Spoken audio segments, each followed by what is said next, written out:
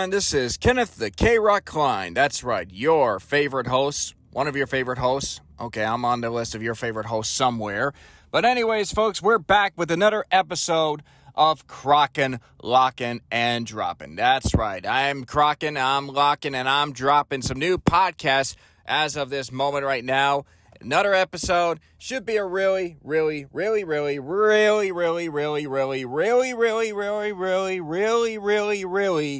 emotional one.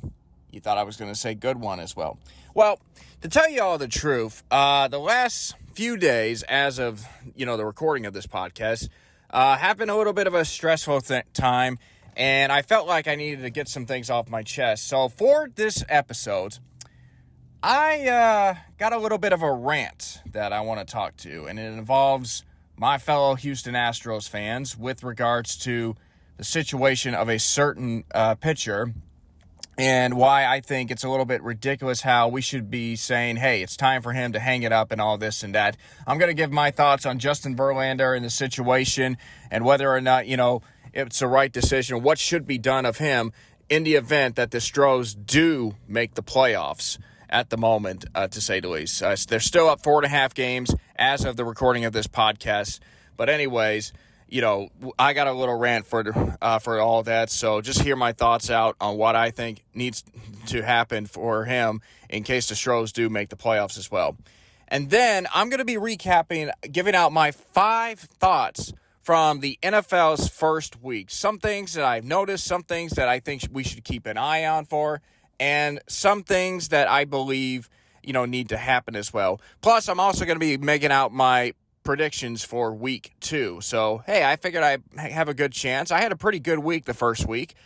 So we'll get right into all of that as well. But first and foremost, folks, I'm a little bit of an emotional person at this time. I'm not quite teary-eyed, but I just found out today that James Earl Jones passed away at the age of 93. And now, James Earl Jones, who we all know as the iconic voice of Darth Vader, arguably the greatest villain in the history of cinema. So, the man who played in Darth Vader, he was in Field of Dreams, he was in The Lion King, he was the voice of Mufasa, and he was also in some other great movies, The Great White Hope, Coming to America, and then if you want to talk about being a kid's movie, he was in The Sandlot. Yes, he played Mr. Myrtle, the elderly man who had the so-called beast of a dog in the movie as well. But, man, I got to tell you what, when I saw that he had passed away, it was definitely emotional because the man had such a voice that was so powerful in a way. Like, there are very few actors that, in my opinion, definitely could play the voice of God or definitely has a voice of talent which captures your attention in a way. It's almost like you're talking and all of a sudden this booming voice comes on and everybody stops what they're doing and they listen to what he has to say. It's almost like, the man was powerful in a way. But, man, I'll tell you what, James Earl Jones, definitely, I wish I would have liked to have met the guy. There are a lot of celebrities I would have liked to have met, but he was definitely one of them. Just his emotion, his power. And it's funny. I was thinking about him a few days back. I was actually thinking about, sometimes how you're always a kid and you always have this imaginary TV scene.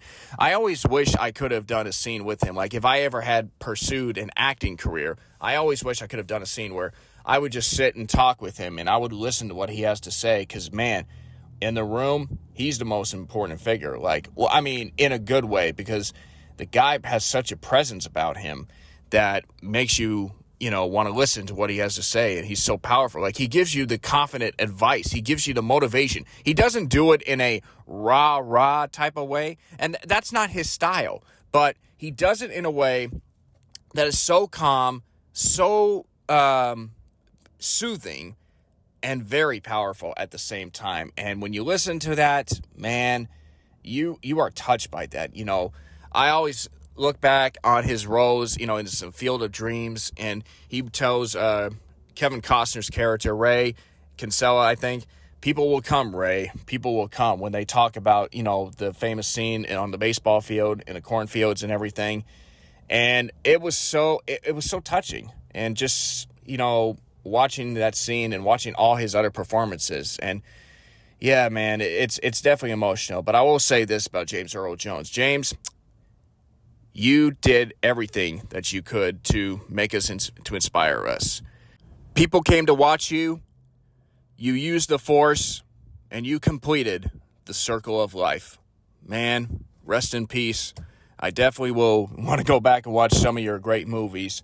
I don't know. I don't think he actually won an Academy Award. If he didn't, then that's a big crime, because I swear there were some performances that he should have at least gotten an Oscar for. So it's definitely a big loss in all of Hollywood. And I think his career is definitely one of the biggest impactful ones in all of, if you're a movie lover and everything. And there are a few others like him, but man, it's a big loss. So rest in peace to James Earl Jones at the age of 93. You will be missed. So that's going to conclude my introduction for this podcast. When we come back, I'm going to be talking a little bit about some JV and what I think needs to happen and what I think we need to do as Astros fans, if you're a fan of the team, why I think everyone needs to stop and calm down about the whole thing. Stay tuned, folks. We'll be right back.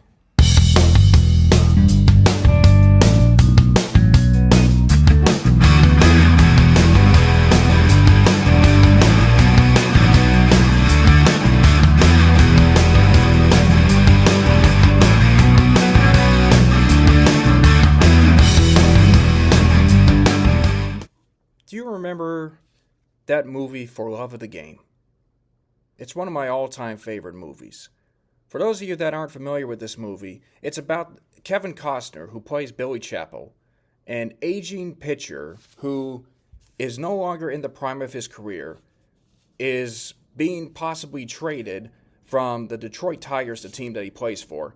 And yet he also has some struggles because he reflects back on his career and his life, from how his career got to this point to his romance with Kelly Preston's character, and just how their on-again, off-again relationship has been a central part of the story. But anyways, he's making his last start against the New York Yankees, and, well, I don't want to get into the spoilers here, to say the least, but I will say that this start that he makes is one that he's going to remember and that everyone will remember for the rest of his life. That is, of course, if he were a real character. But anyway, I like this movie so much just because it makes you think of the question, hey, when is it time to give up?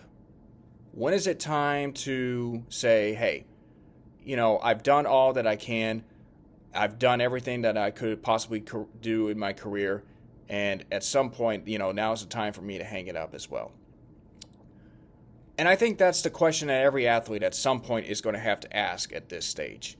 But here's the thing. It's the athletes who make the decision, not the fans. And I got to be honest here. Here's the reality of the situation. The reason why I'm bringing this up is because as of this podcast, on this day, Justin Verlander, the great legendary baseball pitcher for the Detroit Tigers and now with the Astros, had arguably his worst start of the season. He gave up 8 runs in 3 innings against the Arizona Diamondbacks, a playoff caliber team, I might add. And now it's kind of gotten to the point where fans are starting to get very concerned. Because ever since he returned back from an IL stint this season, he hasn't quite been as efficient enough. And that has left fans starting to worry. Because, look, he's given up 4 runs or more in every one of his starts since then. And that is a big concern. But now it's gotten to the point where fans are starting to think, oh, he's washed up, he's done this and that. And I got to be honest with you. As much as I know that Justin Verlander is no longer in the prime of his career, for me personally, I think it's embarrassing and so mad that we're calling him washed up, that we're saying, oh, he's done and this and that. I think that is the worst thing that you could say about an athlete, because this guy might still have something left to prove. It may not be as efficient enough as before. But you got to remember, he is slowly starting to come back from an IL situation, and he's now trying to get himself back. He is not 100%, and chances are he probably won't be 100% if the Astros make the playoffs. Let's just be real honest here. If they make the playoffs, he may not be 100%, but I can guarantee you for sure he's still going to be able to be as efficient as he possibly can, even if it's at 75 or 80%. We may not see him go 7 innings, but hey, at least he's going to give it his all. But my thing is, I'm just very frustrated because there are some fans on social media that are just saying, hey, he's washed up, he's done, and this and that. And look, the thing that, there was this one graphic, this one picture where, you remember the Teenage Mutant Ninja Turtles, all 4 of the turtles raised by this rat, this elderly rat. They had, this one person posted a picture of all 4 turtles, basically arm in arm, and at the middle of them was the elderly rat, whose name I forget at this moment.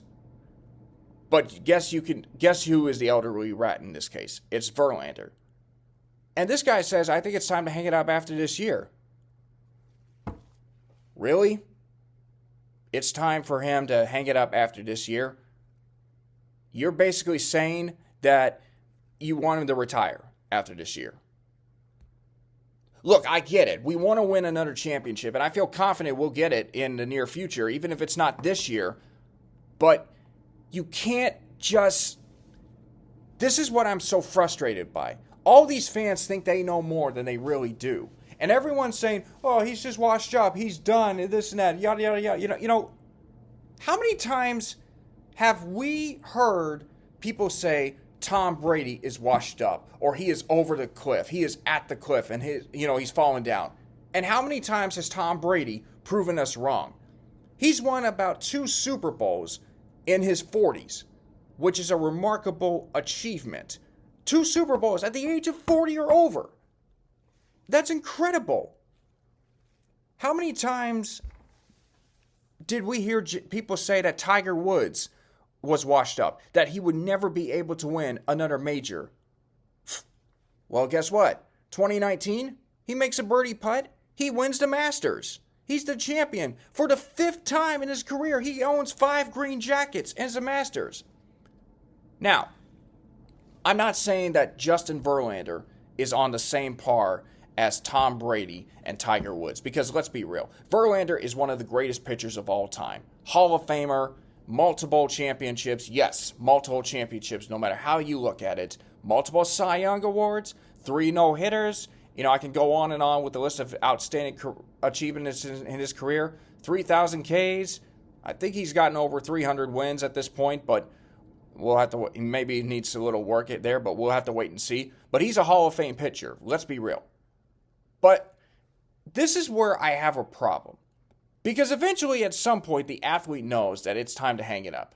And I think Verlander knows that his time, he's not at the prime of his career. His time's going to be coming. It's just a matter of when you want to give it up. You know, Brett Favre, for instance, like another great athlete I could think of. Brett Favre struggled with this, and we talk about his retirement saga all the time. You know, he retires with the Packers, but he still feels like, I'm not feeling it. This was a mistake. I need to come back. Tries to come back with the Packers, but then they say, no, we're going to go with Aaron Rodgers. So Favre goes to the Jets, has one bad season for them, retires again. Then he's like, I want to come back. I want to play again. He goes to Minnesota, has probably the best season by a 40-year-old quarterback, or maybe he was about 39 or at least, probably the best season by anyone, takes the Vikings to the cusp of the Super Bowl. And then, of course, he plays one more year, and then he retires. So the whole thing with Brett Favre was a crazy saga. But, I mean, we can joke about how, you know, guys want to retire, but then it's like they really don't. Look, I don't understand an athlete.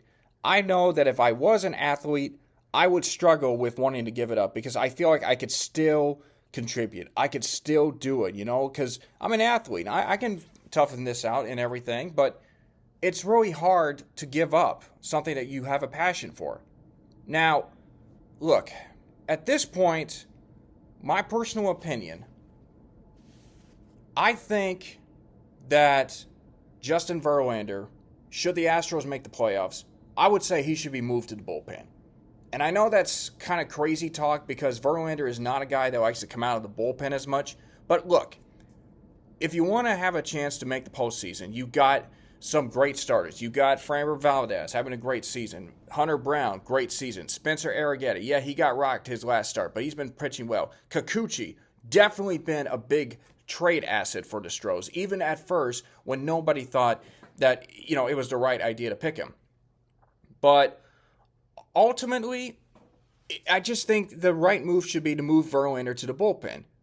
However, if he is able to give you 5 innings, like if it was a situation where, let's say, in a best-of-5 playoff series, the Stros win the first 2 games. If you feel confident that he can be able to deliver in Game 3 to send the team packing, then you get a chance to start him. But bear in mind, he may not give you 6 innings. You might have to use him for 3 or 4, and then you have to go to the bullpen game at this point. But I know this, a guy like Verlander, when it comes to the postseason, definitely a guy you don't want to lose at that stage. You don't want to not have at that stage in your career, to say the least. But I do think if the Stros were to make it to the playoffs, the order should be Valdez, Brown, and then Kikuchi for Game 3. Then, if it's a situation where you need to go to Game 4, have Verlander pitch, get a couple of innings in, and then go to the bullpen where you bring Arrieta out and then just go play the bullpen game. And if it goes to Game 5, Framber Valdez is your guy. Now, of course, this is implied that if the Astros were to finish with a top 2 record, because in baseball now, you have a best-of-3 wildcard series, which at this point, the Stros would be hosting one of those wildcard series, meaning that you need to win 2 out of 3. So, in a way, that's what the Stros are having to prepare for, just in case they do make it. But at this point, I'm just saying, why are we bashing Justin Verlander? Like, why are we saying he needs to hang it up? Like, it's time to retire, this or that. Is our name Justin Verlander? Do we have that right to make that decision for him? No. And I'm telling you this now, guys, because in my personal opinion, I believe that this is the same thing that's going to come up when we're talking about a guy like Jose Altuve, who's got another 4 or 5 years left in baseball, in my personal opinion. We're going to be talking about him in a situation where he may struggle, and we might say, oh, it's time to hang it up, this and that. Are we just going to continue to bash him like we did with Verlander, and say that? Are we going to be talking about that with Alex Bregman? Hey, he's on his last year of his contract with the Stros, and who knows? He might not be back with the Stros. Imagine the fans of that team that he goes to, if he does go to another team, saying, hey, why are we, why are we giving up? Or why should you still be playing? Why are you still playing past the point where you shouldn't be playing? I mean, you're hurting the team, basically. I mean, we're going to be dealing with that eventually. This dynastic run, and yes, it is a dynasty, in my opinion, and I think it should be declared a dynasty when all is said and done, in spite of the fact that for many people it may take a long time to get over, which you really need to at this point, because it still wouldn't have made a difference, I feel. But in this golden era run, this run will eventually come to an end.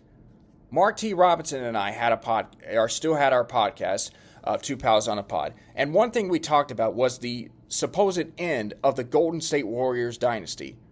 And one thing that was said was all dynasties have horrible endings. And as much as that makes me cringe, he's right. All great teams will have horrible endings because eventually there's going to be other teams that are going to eclipse them. And then they're going to have to be in mediocre for a while until it's gotten to the point, okay, we need to start over. We need to rebuild the foundation. And then you just break everything up. You make some trades. It happens. I've seen it happen before. When the Rockets, after they won their 2 championships in the 90s, they couldn't get back to the finals, even when they had a guy like Scottie Pippen on their team and Charles Barkley. Yeah, they had to rebuild the whole thing and start over. And those were some not so good years. I mean, they weren't terrible years, but they weren't exactly the playoff kind of years. Then you think about, the Stros back after they had their World Series run in 2005. The next few seasons, they didn't even make the playoffs for a decade. They had some good teams, but they just weren't able to get out of the NL Central. And so they were still stuck in mediocrity. And eventually, when the new owner came into town, and then, of course, the general manager, who I'm not going to say his name. I mean, I don't think he should be as vilified as much, even though he allowed certain things to go on. But he basically decided we got to blow this whole thing up and we got to start over. And it sucked. It sucked to have those losing seasons. Ask my brother that. He'll tell you that those games, even though they were enjoyable for him, because he was one of the few fans that went there, despite the fact that the team was getting shellacked every single time.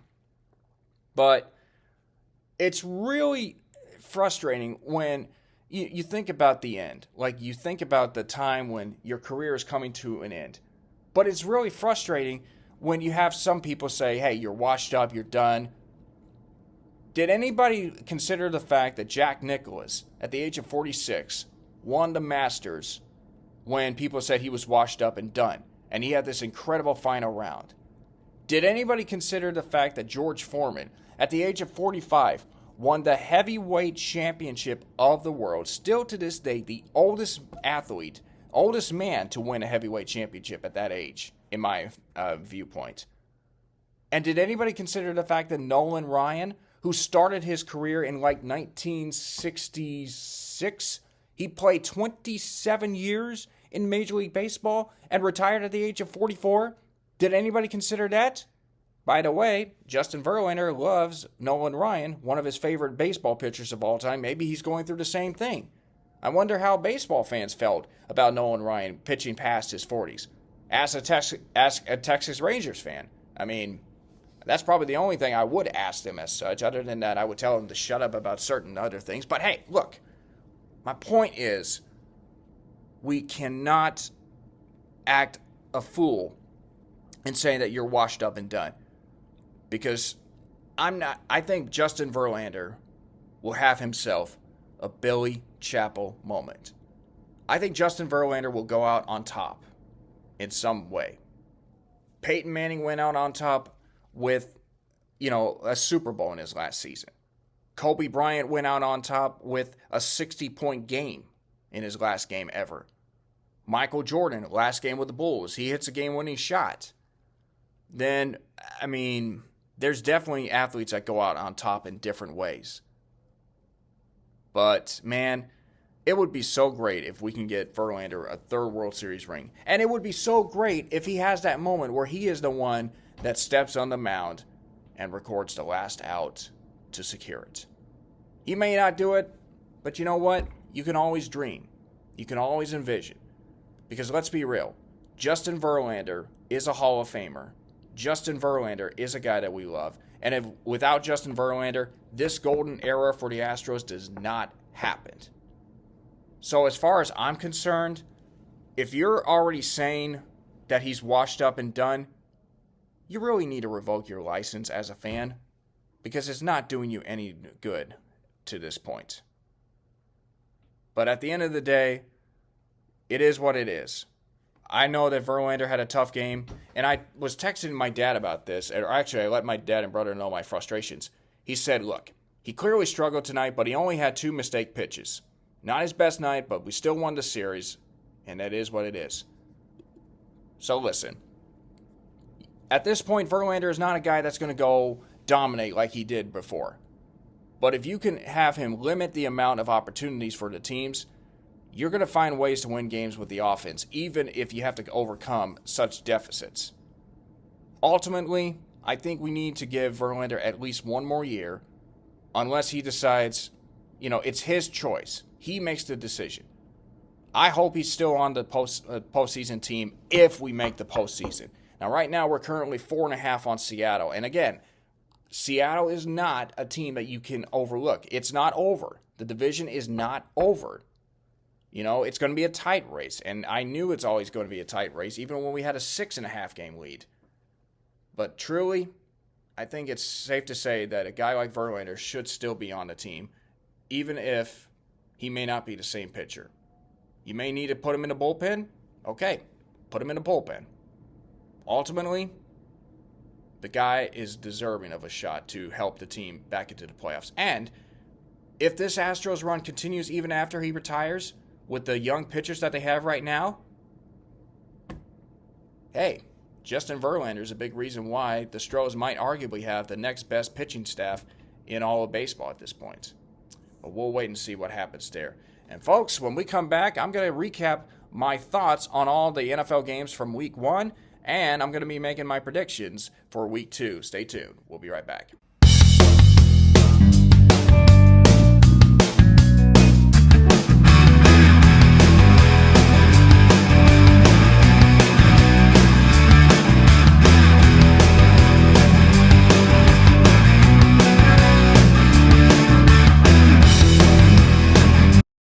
Week 1 of the NFL season has come and gone, and obviously it's probably been one of the most exciting weeks, opening weeks in the history of the National Football League. I mean, we had some dramatic games, we had some upsets, we had some, incredible finishes, and just some great play and some really surprising storylines for all this, Mark. I mean, probably the biggest storyline of the week was the Miami Dolphins, Tyreek Hill, who on his way to the game actually got pulled over and was later arrested for what they perceived to be a speed violation. And there's actually a video clip of that arrest on Twitter. And I'm just watching this and I'm just I can't believe that this actually took place. I mean, didn't the guys know? Like, I understand you're trying to pull over somebody for speeding, but come on. Why are you trying to make this a big deal or try to arrest someone when ideally he's on his way to a game? I mean, yes, Tyreek Hill has had some issues in the past, but come on now. The guy was on his way to a football game. He was doing nothing wrong. And then Calais Campbell, I don't know if I pronounced his first name right, but he actually also got arrested. He was a teammate of Tyreek Hill's, and he got arrested, but he was just simply trying to calm everything down. He was having a conversation in a very polite manner, but he still got arrested. So that was a very crazy deal.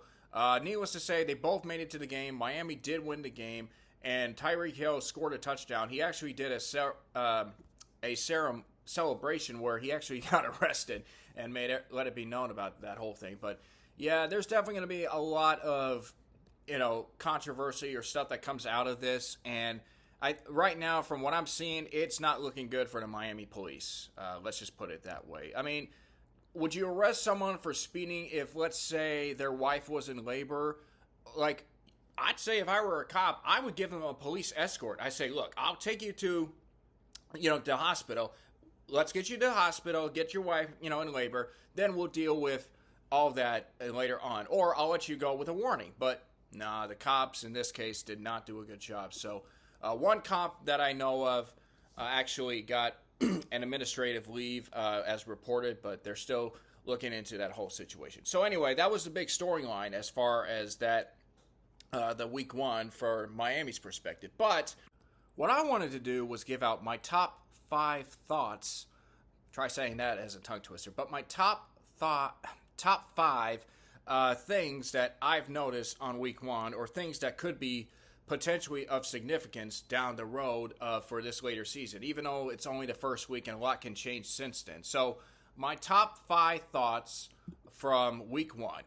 Number 5, the Houston Texans and the Indianapolis Colts will be the next big divisional rivalry. Now, when you think about some of the greatest divisional rivalries in all the NFL, the few that come to mind are the Green Bay Packers and the Chicago Bears, the Baltimore Ravens and the Pittsburgh Steelers, and the Philadelphia Eagles and the New York Giants. Those are some great divisional rivalries. I mean, yeah, you can maybe throw the Dallas Cowboys and Washington, although Dallas and Philadelphia are more rivalries now than Dallas and Washington was, considering that Washington hasn't really been of relevance over the past years because of bad ownership. But basically, there have been a lot of great divisional rivalries, but I would say that the Texans and the Colts would probably be the next big divisional rivalry. And Sunday's game between the two teams was a reason why. you had all this trash talking going on between the two sides. The Texans were the ones that eliminated the Colts in the last season. The Colts players were very upset over the fact that they lost, and that could have gotten them to the playoffs instead of the Texans. And yet, the Texans are being talked about as this next great NFL powerhouse. Certainly one of the teams that many people believe can knock off the Kansas City Chiefs if the two teams were to meet in the playoffs, but that's ways away. So the Colts are probably sick and tired of that. And on top of that, you have the quarterback play of C.J. Stroud against Anthony Richardson. Now, Anthony Richardson didn't play as much, and most people have already crowned C.J. Stroud at least the king of, arguably the king of the AFC South Division when it comes to quarterback play. But you still have Trevor Lawrence, obviously, and then Will Levis. Not really a big factor, certainly after the cologne commercial that he did, but yeah, it's that whole thing is kind of crazy in that regards. But anyway, the quarterback play obviously of significance. So you had to think that this game, the first game of the season between these two, was going to be a classic. And in some ways it was. It was a great game. It was a great opening game for both teams. Obviously, the Texans came away victorious 29-27, but that game really had some drama. It was one of those deals where it looked like the Colts started off a little early with the lead, but then the Texans were able to take the lead and then opportunities to put the Colts away early on, but they just couldn't really do that. And when they did get the touchdowns, the Colts would always respond with a big play. Anthony Richardson having a couple of 60-plus yard passes for touchdowns, which was a big factor. And it ultimately came down to a 3rd and 11, and C.J. Stroud was able to throw a big pass to Nico Collins, who caught it on the sidelines. And at that particular moment, there was a little question as to whether or not he actually had possession of it or so, but he did, and the Texans ended up running out the clock, and they got the win. So now they're the only team in the AFC South with the division. But this is what I think. That's the kind of game that if you want to have divisional rivalries, that's the kind of game that you need to have to show that this division, the AFC South division, will be one of the biggest rivalries between the two teams of the Texans and the Colts. Considering that, historically speaking, the Indianapolis Colts with Peyton Manning had been the kings of the division. It had always been, Peyton Manning and the Indianapolis Colts and then everyone else, and not really any rivalries. Then there was a period where Andrew Luck was the quarterback and the Colts were still a team that controlled the AFC South, even though there were a few years where you had the Texans that would win the division, but then they would not get to the championship game in the playoffs. So, yeah, that division, there wasn't really any significant rivalry. But I think with all the stuff that was said in the offseason and with this kind of game, the Colts and the Texans will more than likely be the next big divisional rivalry. And I think Anthony Richardson played very well. Most people were concerned about how he would fare, considering that since high school he had only had 18 starts and a football game, and that included all his games in college at Florida. So that's going to be a telltale sign. I think both quarterbacks played very well, and this is a rivalry that will definitely, I think, build up to something. Now, the Texans will still have a rivalry with the Titans because of the uniform situation and the history of Houston football, but ultimately it is, I think the bigger rivalry will be the Texans and the Colts, and that should be one that fans will definitely tune in for the next few years, pending, of course, that the quarterbacks can stay with their teams. Number 4, Justin Fields needs to be the starter for the Pittsburgh Steelers. Now, I said that last week in my previous prediction, in the last episode, I said that the Atlanta Falcons were going to beat the Pittsburgh Steelers primarily because Russell Wilson, I believed, was going to be the starting quarterback. But then, of course, Wilson gets hurt in the game or in a week prior to that. So they ended up turning to Justin Fields. And I'll tell you what, it was a very hard-fought, tight game. But Justin Fields, to his credit, he did just enough to win that game. He had like 73.9% completions, 156 yards, no touchdowns, but a 91.9% rating. That's a pretty good start. And this guy's only 25 years old. Now, you look at Justin Fields' NFL career, he was expected to be the Ohio State quarterback that would break the so-called cycle, to break the so-called drought of great Ohio State quarterbacks that never panned out in the NFL. And I think that Justin Fields was expected to be that way. I mean, you look at the numbers over his last 3 seasons. I mean, he's thrown for over 2,000 yards in the last 2, but 33 touchdowns compared to 20 interceptions. That's definitely something that I don't think anybody would have anticipated or expected him to be at the elite level. And of course, he was playing with the Bears, and the Bears were having their own issues with the quarterback position as well as other factors. But, Justin Fields, I really felt, he got traded to Pittsburgh, and you start to wonder, okay, why is Pittsburgh trading for Justin Fields when they just signed Russell Wilson to a free agent contract? Why would you do that? And initially you think because Russell Wilson has experience, he would be teaching Justin Fields, so when Justin Fields is ready to take over, he, would do so. But plans kind of changed a little bit, and Justin Fields played tremendously well, but I think he needs to be the quarterback for the Pittsburgh Steelers, because I feel like Pittsburgh's situation now is that there's a quarterback controversy brewing, and the Steelers are playing in a very tight AFC North division, with the Ravens obviously being the kings of it at this point, but then you still have the Cincinnati Bengals, and I'll get to them in just a moment. But the Steelers, if they want to really make some noise and make the playoffs, they're going to have to figure out this quarterback controversy situation, because at this point, it seems as if Justin Fields will be the starting quarterback next week against the Denver Broncos, but that's the reports, at least. Mike Tomlin has said nothing about, what's going to happen or who's going to be the starting quarterback. He'll have an answer probably after I post this podcast out of which ones is he going to be. However, Justin Fields, in my opinion, will certainly be the guy to start against the Broncos. And if he plays very well, I think it's safe to say the answer for the Steelers at the quarterback position should be Justin Fields. Now, I don't think he'll be able to get the Steelers to be among the top teams in the AFC, but I certainly think he'll be able to make the Pittsburgh Steelers, a team to look out for, especially in the AFC North. So the AFC North might be in for more competition than most people expect it. So that's my number 4 thought. Justin Fields should be the quarterback for the Pittsburgh Steelers. Number 3, Caleb Williams did not do anything to show that he is capable of playing in the NFL, but we shouldn't judge him based off of one game.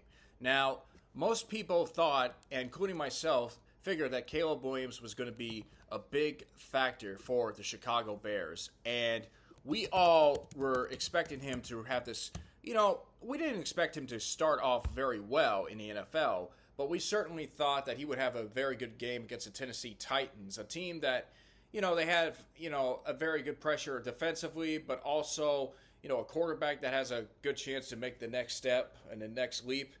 But needless to say, although the Chicago Bears did win the game 24-17, they actually won it based on their defense. It was a comeback victory over the Tennessee Titans. So Caleb Williams didn't really have himself a great game. He ended up going 14 of 29 for 93 yards. He had some open receivers that he overthrew. And suffice to say, it wasn't a really great start. But one thing he does have going for him is that he's the 4th rookie quarterback to win in his debut. And yes, so since 1970, quarterbacks taken with the number 1 overall pick. Actually, he's the first number 1 rookie quarterback that had been taken number 1 to win his first ever start in week 1. And he becomes the 4th player to do so. The other 3, of course, Jim Plunkett, who won his first start with the New England Patriots, the team that drafted him in 1971. Then you had John Elway, who won his first start with the Denver Broncos in 1983. And then David Carr, who won his first start with the expansion Houston Texans. And there was a lot of history in that game as well. The Texans became the 2nd expansion team to win their inaugural game. So Caleb Williams becoming part of history as well. But, here's the thing.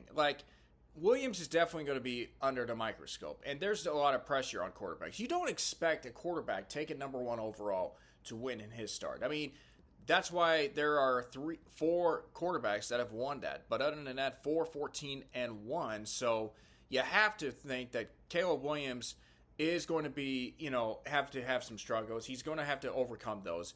And part of that was his fault in the game, but also the fact that the running game wasn't great. The offensive line didn't really communicate well, block for him well. So clearly, Caleb Williams and the Bears did not have a great game offensively, but at the same time, you have to think that, they're going to be able to turn things around and build up from that. And that, of course, will start this coming Sunday night when they take on the Houston Texans. But I just think that with rookie quarterbacks, you're going to have some struggles. But ultimately, I still think Caleb Williams can develop into that a potentially great player. And I know there's a lot of pressure because you look at what happened last year with Bryce Young, and Bryce Young, who had himself a horrendous game for the Carolina Panthers. You look at the fact that he struggled with it. And I think with rookie quarterbacks, not just with the ones that go number 1, but for the ones that ultimately, play in the NFL in their first season, you have to give them some time, of course. And everyone does that. But I think at the end of the day, with these rookie quarterbacks, especially the new generation of guys that are coming in to try to, replace the old regiment here, there's definitely going to be a lot of anticipation and excitement. But certainly with Caleb Williams, you're going to have to give him some time and everything. And I think the Bears will be a big factor in the next few years. And certainly at this stage, with the Green Bay Packers not having Jordan Love for 3 to 6 weeks, this would be a perfect opportunity for Chicago to really threaten the Detroit Lions for the rights to win the NFC North. So I would say if this stretch, the Bears should take advantage of this opportunity if they could put together a couple of wins. Now, it's certainly going to be very difficult at this stage, but we'll just have to wait and see how they pan out. Number 2, this one might be a little bit of a shocker to some people, but I don't know if the Cincinnati Bengals are the biggest challenge to the Kansas City Chiefs. I mean, let's be realistic here. The Chiefs and Bengals rivalry has been it's been pretty competitive. And, last year the Chiefs obviously won, but that was because Joe Burrow wasn't a big factor in all that. And I feel like, I thought the Bengals were going to be able to play well against the New England Patriots in their first game of the season, but they ended up losing 16-10, and that was definitely a shocker, and especially at home. But Cincinnati losing that first game to New England has to be an eye opener because again, Joe Burrow is coming off an injury, and clearly there's some concerns as far as a coach. With Zach Taylor, who obviously is in a hot seat right now. The reason, of course, being that there was an article I was reading that had said that Zach Taylor ran a tougher training camp as he was trying to reverse the Bengals' history of starting off slow during his, during his tenure as head coach of the Bengals. And obviously that hasn't quite worked out well. And once again, the Bengals find themselves at 0-1, and this is a concerning time for me if I were a Bengals fan. You lose a game to the Patriots, a game that you should have won. Joe Burrow is coming back from an injury, and now you're taking on the Kansas City Chiefs, a team that appears to be much better than the one that you have defeated in the AFC Championship game a couple of years ago. And certainly, I might add, they are the 2-time defending champions looking for a historic three-peat. And you have to go to Arrowhead to play them? I mean, it's no longer Burrowhead as far as I'm concerned because Joe Burrow, is just one of those sit-game or quarterbacks that is coming off an injury. And I was really not impressed, with the Bengals. And there's definitely a lot of concerns, more so from, the receiving situation. You don't have, Jamar Chase has a contract dispute going on. I mean, he's still playing, but you then have T. Higgins, who is injured at this point. It's just not looking real good early on for the Bengals. Now, again, Cincinnati has this habit of starting off slow, and then they find a way to get themselves, back into the forefront, especially with Joe Burrow at the helm, or at least make it interesting. But This cannot continue. Like, you cannot keep trusting your gut or trusting the situation that you would more than likely have a slow start and then get yourself back into the playoff mix. That's just not going to work. If you're Cincinnati, you have to start taking advantage and start capitalizing with better starts. And I just think with Cincinnati, after the performance against the Patriots, that's a big concern. And now you're going up against Kansas City, where the chances are they're probably going to go 0-2.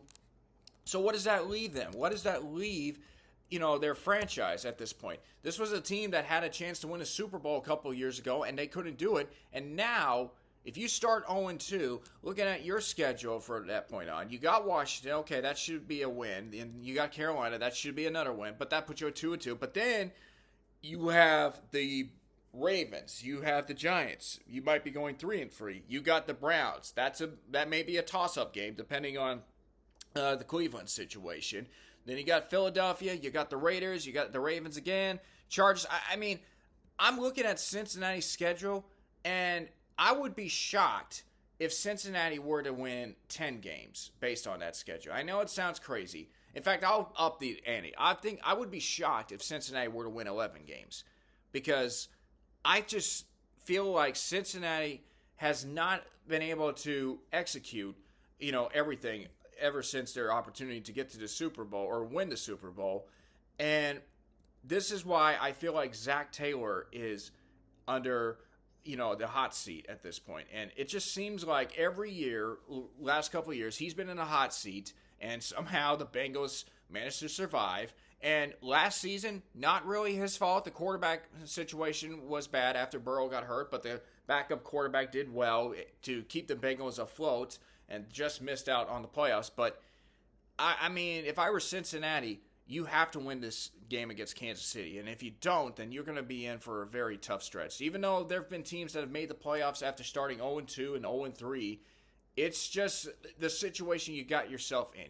This game against the Patriots is the one game that I feel that if the Bengals don't make the playoffs will be the big reason why they didn't make the playoffs. And I know it's week one and, a lot happens afterwards. Things change. But again, this was the game the Bengals I felt needed to win, and I think Zach Taylor is in a hot seat. But I just don't know if Cincinnati is the same team that can contend or compete with the Kansas City Chiefs. Now, if they put on a good show against Kansas City, if they are able to knock them off, hats off to them. They bounce back after a tough game. But, again, a lot is going right for Kansas City, and there's a lot of concerns going on for Cincinnati. So I'd be a little worried if I were Cincinnati at this point. But my number one biggest thought in NFL Week 1, there are some quarterbacks that have had some very solid starts and have ultimately, peaked and have never been able to recover. You think about some great quarterbacks that have potential to make the playoffs, but then slowly over the years, they never develop into an elite quarterback. They never develop into a, great quarterback, but it takes a long time for everyone to kind of realize that this is not working. But yet, I don't know if I've ever seen a quarterback that has been declining fast like Deshaun Watson. And I know you're probably saying, wait a minute, Deshaun Watson, what are you talking about? Like, he had 1,000 yards last year before he got hurt, 7 touchdowns for 4 interceptions, 7 touchdowns, 5. Look at this. Look at this. Deshaun Watson threw 33 touchdowns in 2020, a season that was under COVID, and a season the Texans went a dismal 4-2. That was arguably his best season. He had 4,800 yards, but yet the Texans only won 4 games. 33 touchdowns. Guess how many touchdowns in the 3 years he's had since then? He's had 15 touchdown passes and 11 interceptions. And yesterday, or as of this podcast, against the Dallas Cowboys, he put up one of the most horrific performances I've ever seen. 1 touchdown, but 2 interceptions. This guy, there was so much hype around him, and rightfully so. He was coming off a national championship as a quarterback at Clemson. He was expected to be the best quarterback taken in the draft. Of course, Patrick Mahomes has taken that title away, but everyone was thinking Deshaun Watson would be the right quarterback for the Texans. And early on, it seemed like he was. Like, there were moments during, Deshaun Watson's tenure as the Texans that you sit back and you think to yourself, yeah, in a few years, the Houston Texans are going to win the Super Bowl with Deshaun Watson as a quarterback. And trust me, there were. But things kind of happened in the offseason, and that's when we started to see a different side of Deshaun. Like, Deshaun Watson gets upset because ownership wouldn't didn't get the coach or general managers that he wanted, and he was very upset. He wanted to demand a trade and all this and that, and Texans fans were very upset at the ownership. And then, all of a sudden, I want to say it was around my birthday, that's when the first sign of trouble for Deshaun Watson came, when we started to see all these Title IX related lawsuits, or just, multiple sexual harassment lawsuits. At first, with one or two, you're thinking, okay, this may be a little bit suspicious. Why are we, what's going on here? Like, this is a joke. I mean, this is just somebody, pulling a prank on Deshaun Watson, or just making it look bad because of his expressions to the Texans organization, which, let's be fair, was not a very popular ownership at the time. But as the numbers continued to improve, we started to see 4, 5, 6. Then it got to the 10s. Then it got to the 15s. And then it ultimately reached up to 22 lawsuits, or somewhere like 22, 24. It was up there. Like, the more lawsuits he was hit with all the stuff with the masseuses and everything, that's when you realize, okay, this is a different person. This is not the person that we thought it was. And clearly, Deshaun Watson had to get out of here. But Deshaun Watson has not had a full, healthy season. And yet, there are still fans that say, hey, Deshaun Watson hasn't been great, but he's going to be great. Like, he'll get there. He may not be what he was in Houston, but he'll still have a chance to prove that he's an elite quarterback. And yet, this whole thing with the trade that happened between the Texans and the Browns, I mean, it's not expected to be one of the worst trades. It's still possible he could turn things around. Well, I hate to tell you this, Browns fans, but you have already sold your soul to the devil on this one. You basically had no right to get Deshaun Watson. Atlanta was in position to get him. I'm trying to think, was there another team that was in position to get him? Maybe it was New Orleans was in there. I don't really know. But Deshaun Watson was not supposed to go to Cleveland until at the last moment. Y'all decided to overpay and give him, this contract, and then trade this bulk load of picks for Deshaun Watson, which, to general manager Nick Caserio's credit, it's actually paid off well for the Texans. I mean, the Texans clearly have won this trade. And obviously, I know that I've said this on my other podcast, but this has a possibility to be the equivalent of the Dallas Cowboys trade for Herschel, or the Minnesota Vikings trading up for Herschel Walker, in return for a boatload of picks, which led to Dallas having their dynasty in the early 90s. But looking at all the names of the players that the Texans got: Kenyon Green, John Mechie III, Christian Harris, guys that are still on the Texans team. And Kenyon Green, by the way, shout out to him. He actually had a great game against the Colts, blocking-wise. And John Mechie III, yeah, he's kind of slowly coming into his own, so it's not quite there. But then, Will Anderson Jr., the Texans using that pick, which they traded up to get Will Anderson Jr. with the third pick. Then this, and also Tank Dow in the third round. So you got the rookie defensive player of the year and the wide receiver that the Texans can rely on if Nico Collins and now Stephon Diggs are covered. Then you also add, get this, folks, Kalen Bullock, who had an interception against the Colts in the game on Sunday. Kamari Lassiter, who from early training camp reports is definitely emerging as, a possible rookie of the year candidate on the defensive side. And then Cade Stover, a guy that C.J. Stroud played with in college at Ohio State as a tight end that can also block. I mean, wow. Wow, wow, wow. That is saying something. I mean, the Houston Texans have clearly fleeced the Cleveland Browns. And Browns fans, I feel for you, but you have to accept the fact that this was a bad trade. This is arguably one of the worst trades in NFL history. And it's okay if you can say that, because the Texans had a similar trade when they traded DeAndre Hopkins to the Arizona Cardinals for nothing but a bag of peanuts. I mean, it's typical Cleveland right now. And yeah, that it's really unfortunate that this has happened at this point of the season, or this tenure of Browns history. But to say the least, I just think that Deshaun Watson is clearly not the same quarterback as he was. He just looked horrible against the Dallas Cowboys. And to make matters even worse, apparently he's being faced with he's being sued for sexual assault and battery during the 2020 season. Now, I won't get much into details, but there's just a lot of crazy stuff that happens. And I just don't understand what happened to him. Like, what happened to Deshaun Watson? This guy had all the intangibles, all the tools of being a great quarterback, and yet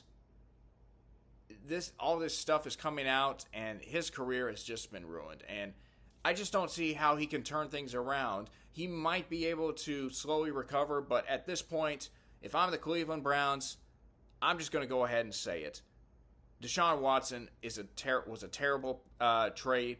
And not only that, you spurned Baker Mayfield, who is putting up better numbers in Tampa Bay now than Deshaun Watson is in Cleveland. So, figures. This was a bad look for Cleveland, and I'm sorry, but Deshaun Watson, his career is just slowly on the decline. Like, I don't want to compare him to somebody like Ray Rice, because Ray Rice was a outstanding running back for the Baltimore Ravens, but then there was that video of him getting into a domestic abuse situation with his now wife, or his girlfriend at the time, but clearly that was a bad look. That ultimately got Ray Rice out of the NFL, and it's just a very terrible situation. I mean, when you think about all the players and the domestic stuff that happens, it's just terrible. And it's really bad, and certainly it just shows a lack of character, a lack of maturity on everyone's part.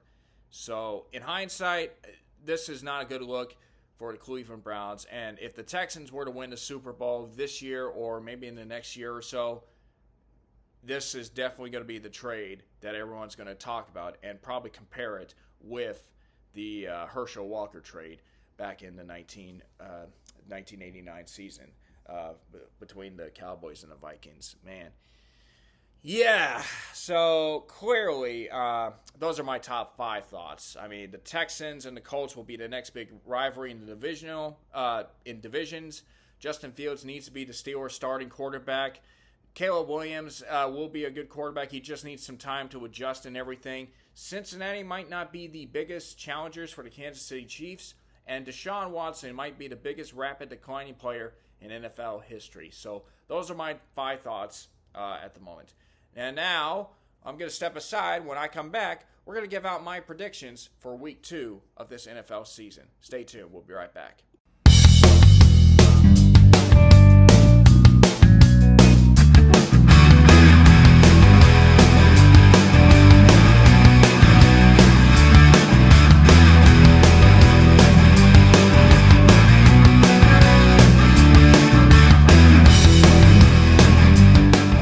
It's now time for me to give out my predictions for NFL Week 2. Before we get into that, take a look at a recap of my predictions from Week 1.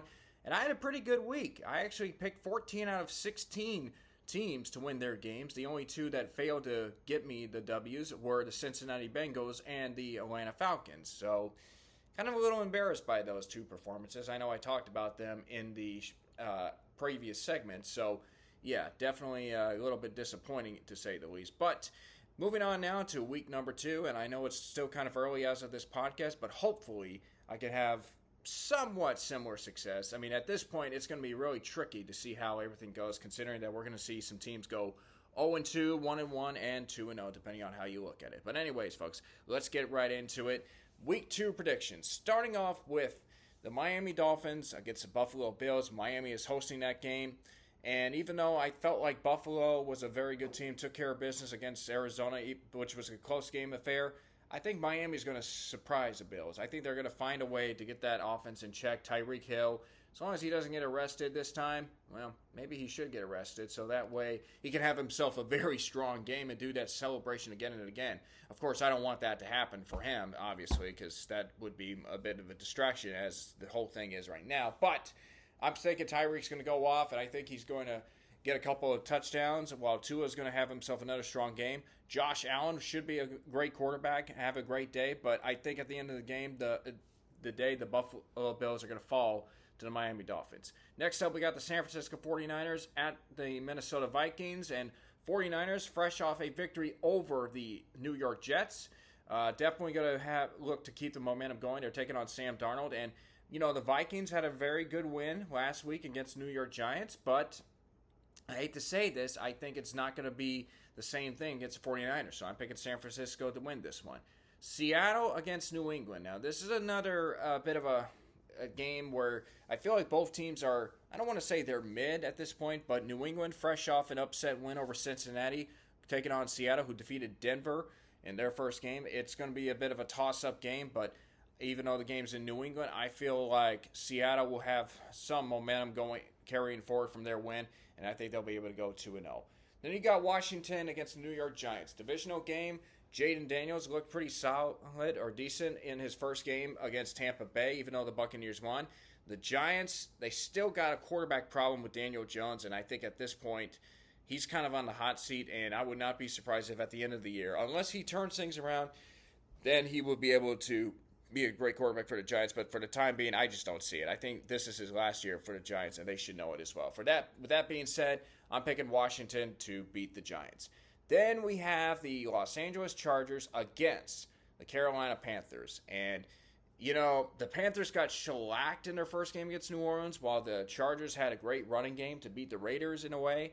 But ultimately, I do think the Chargers are going to take care of business down in Carolina, and I think Bryce Young will have a bounce-back game at home. But, again, there's just so much issues with that Panthers organization. I mean, I don't want to get into it because I know Panther fans are probably sick and tired of hearing about all the stuff that's going on at that moment. So I got the Chargers beating the Panthers.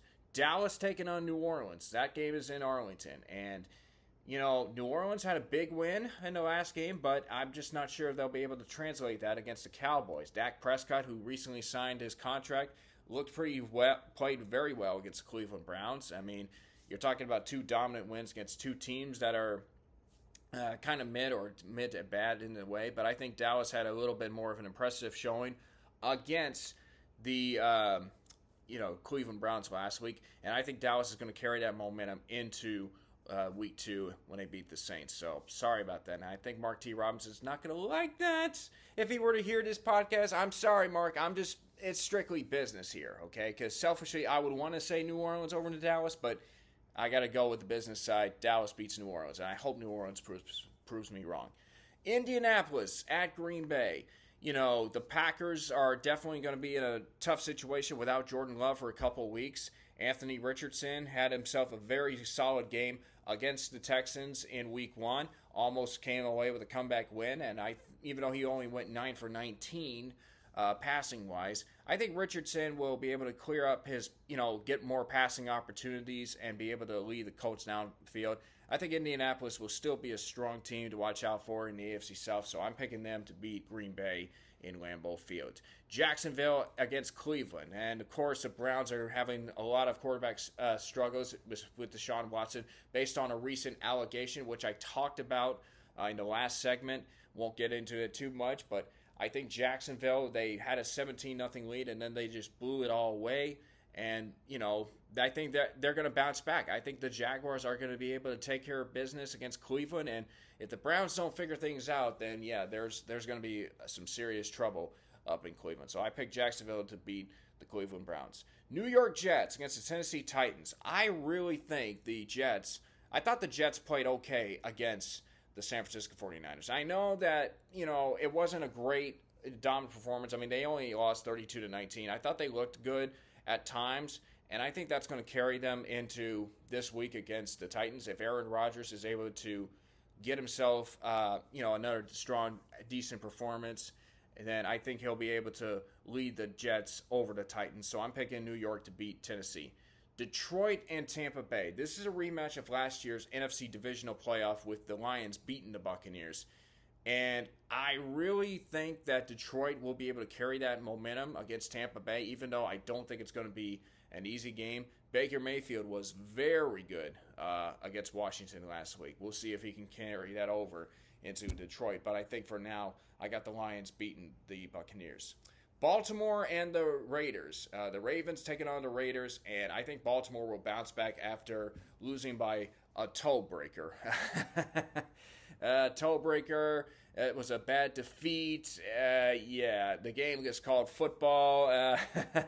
Ronald McDonald Shoes, KD. Okay, I better stop with all the jokes. I'm sure Ravens fans are going to be sick and tired of hearing about that as well. But hey, who knows? You might get a chance to redeem yourself. But speaking of which, I am definitely going to say the Ravens will take down the Raiders. Raiders had a pretty good defense. Their offense just not as efficient enough. So I think that's going to pose a big problem for the Raiders, and I think the Ravens will take advantage. Lamar Jackson should have himself a solid day. Los Angeles Rams against the Arizona Cardinals. And, Marvin Harrison Jr. for the Cardinals, he did not impress. Let's just be real honest here. He was not as impressive in his debut, and certainly maybe there was just a lot of too much attention or so. I think teams are going to be, little not paying attention too much because of his one performance, but we'll just have to wait and see. I think Arizona, will have a bounce back game. The Rams are going to be without Puka Nacua for some time, and that's just going to be one big problem. But I think they'll be able to bounce back after a tough loss to the Lions. I think the Rams are going to take this one, so LA should go 1-1 after week number 2. Then we got Kansas City and Cincinnati. I talked about the Bengals and how I don't think they're no longer, or they're the biggest challengers to the Kansas City Chiefs as far as AFC supremacy. Like, if you come off a bad loss against the New England Patriots, and now you got to go up against the Kansas City Chiefs, who are rolling at this point. Like, they're still the best team in all of football, even though after week 1. But considering, the situation, I just think it's going to be very difficult. I think Cincinnati will give Kansas City a bit of a push, but I just think the Chiefs are just too strong, and I think this will probably put the gap between the Chiefs and the Bengals as far as the two, how close the two teams are and who's really going to be the biggest challengers to the Kansas City Chiefs as far as AFC supremacy goes. So Kansas City will win this one. Denver against Pittsburgh. Pittsburgh will more than likely start Justin Fields in this game over Russell Wilson, which I think is a smart decision. And I think he played very solid. Bo Nix, not quite a good start for him in the last game, but they only lost by 6 points, had a couple of safeties in that performance as well. And a bit of a toss-up game, but I think Pittsburgh might be able to sneak in a second win. I think Mike Tomlin will have a little bit of mojo going for him at this stage. So it wouldn't surprise me if Pittsburgh were to beat the Denver Broncos to this point. Then we got the Sunday night game, Houston hosting Chicago. The first road game for Caleb Williams. Caleb Williams didn't have himself a great first game, even though the Bears won. They was basically off the defense. I think that if the Bears continue to play their defensive game and force some pressure for the Texans, they could come out, with something. Like, they could really make it a hard night for Houston. But the way the Texans offense played against the Colts, they were very spread out. Like, you see receivers having 6 receptions for, somewhere between 30 to 100 yards as well. Stephon Diggs had 2 touchdown catches, only 33 yards though. Nico Collins, 100-plus yards on 7 receptions. That himself was a great game. Tank Dell definitely getting back to the swing of things. I think the Texans' offense is starting to, put things together. Maybe it wasn't their best offensive game, even though they put up 29 points. Joe Mixon ran well in the last game. So I think this will be a very good game for the offense for the Texans. However, the defense will definitely need to improve. And this is an opportunity, I feel, for the Texans' defense to take on Caleb Williams, who doesn't seem to have the Bears offense going at this point. So it should be a real tough challenge. I think Houston will be able to take care of business for this one. I'm going to pick them winning against the Bears, but it wouldn't surprise me, though, if Chicago were to have a bounce back in, because the Texans have had this knack of allowing teams that they're supposed to beat put it together strong performances and finishing up very strongly. So ultimately, I do think the Texans will win this one, but we'll just have to wait and see if they can contribute. And finally, the Monday night game, Philadelphia against Atlanta. And I think after what we saw with Kirk Cousins and the Falcons in week 1 against the Steelers, and vice versa with the Eagles against the Packers, I think it's safe to say that the Philadelphia Eagles will continue this momentum. And I don't know if Kirk Cousins can be able to withstand a Philly team looking to get themselves back into NFC contention as well. So I picked Philadelphia to beat Atlanta in week number 2. So that is my predictions for this upcoming NFL week. We'll see how I do and see how I fare at this point. Hey, listen, couple of things actually, just one thing. So obviously I'm getting this podcast out because I am keeping an eye on the weather situation down here, as it appears that Tropical Storm Francine, which I believe has been expected to turn itself into a Category 2 hurricane, is set to hit the Gulf Coast. There were reports surfacing that initially it was going to go along the Texas coastline, Gulf Coast area, so it seemed like it was heading in my direction or in the Houston area. But last I checked, it appeared to be heading eastward of Houston and Beaumont, where I'm at this point. And so, at least for now, it doesn't appear that we're still gonna get some rain down here, probably a little bit of flooding as well. But I know Louisiana is probably gonna get it, hit at this point. So I do want to offer my prayers and hope that everything goes all right and y'all are able to survive if you happen to be listening down in Louisiana, this podcast. So I really hope everything goes well for you, as you get ready to encounter another tropical storm. I know my family members are getting ready down there, ready for the storm to hit, which should come in about the next couple of days or so. But anyways, I hope you guys are able to, hang in there, because, this whole thing with the hurricane season and all that, after what happened, with Beryl, even though it wasn't as significantly worse than what Harvey and Ike did down in the Houston area. And obviously, with Louisiana having their fair share of hurricanes like Katrina and everything, it's, you just hope and pray that everything goes all right. So that being said, I do hope that everything goes well for y'all. And folks, that is going to wrap things up here for my 31st edition of Krocking, Locking, and Dropping. I do apologize if some of y'all were a little bit offended by my comments about JV, or, just me defending JV, or just how I really feel. It's just the way I feel.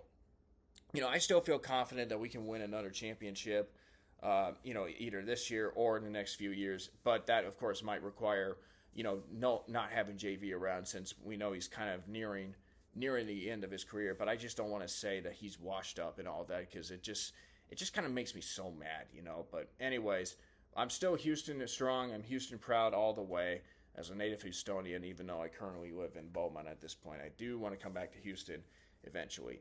So that is going to wrap things up here for my episode. Feel free to subscribe to my YouTube channel, KWCLINE 91, and also to Podbean and Spotify for these podcasts. And folks, thank you very much for tuning in. Again, stay safe if you're, ready to, experience, the storm coming at you. And for everyone else, I hope you have yourselves a great week. And hey, let's see if we'll get the predictions right this time for NFL. So anyways, have yourselves a great week, and I'll see you next time on Krocking, Locking, and Dropping.